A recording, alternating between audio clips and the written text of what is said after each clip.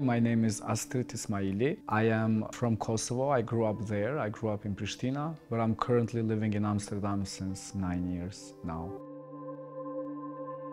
I am a performance artist generally, but I work between different mediums. But what is always present in my practice is the body. I try to explore its transformational potential through wearable musical instruments and body extensions and alter egos. And in this way, I'm interested in extending the notion of the body and how it's perceived in the contemporary society beyond the expectations and beyond the traditional conventional norms.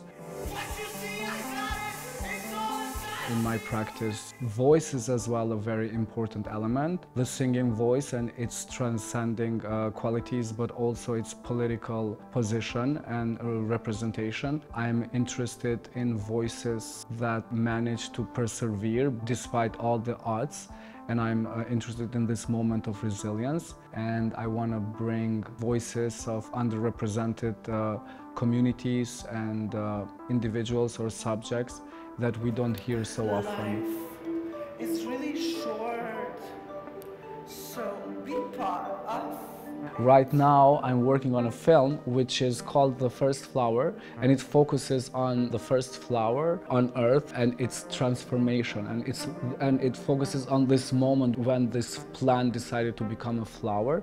The first flower is morphing into a character in the early 2000s in Kosovo who's a queer person. So both the first flower and Siki, this character, are going through this transformation, and the film is kind of like following this transformation and the merging of these two worlds.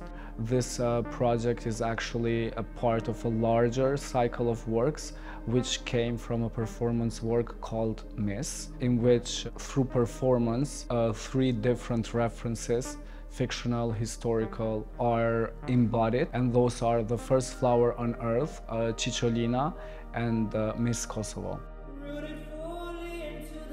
Through this project, I started researching on this notion that became very present in my practice, which is creative under limitation, from which I'm interested in finding different references that have to overcome a certain type of a limitation, whether that is a geopolitical one or a physical one. And through being creative, they overcome the limitation and sometimes also manage to do something that didn't exist before. Basically, I came to this idea while researching on evolution of plants into flowering plants, when I found out that flowers didn't exist for a long time, and because they cannot move, their mobility is limited.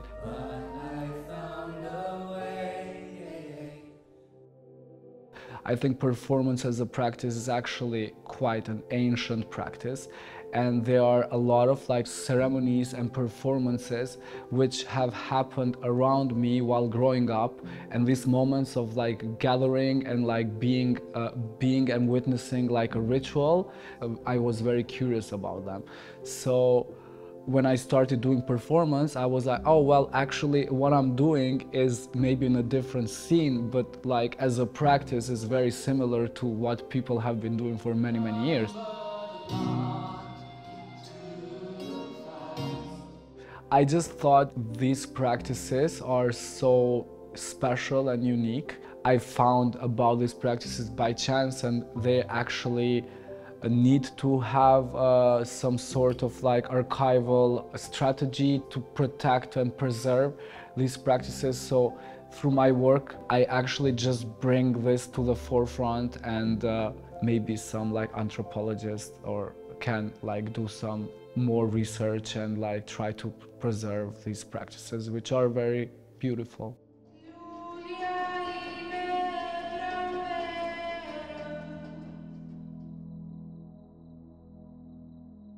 I love Marseille. I feel very close to the sea and the good weather. It's a way of living that I can totally relate to. What I find interesting about Marseille and cities like Marseille is that this urgency for a change, and I feel like in spaces like Marseille and Pristina, there's still a lot of things to do, and that is an energy which is very inspiring, and because it makes it feel there is always something to do, and what you do may be important. But actually what inspires me the most here is the brutalist architecture.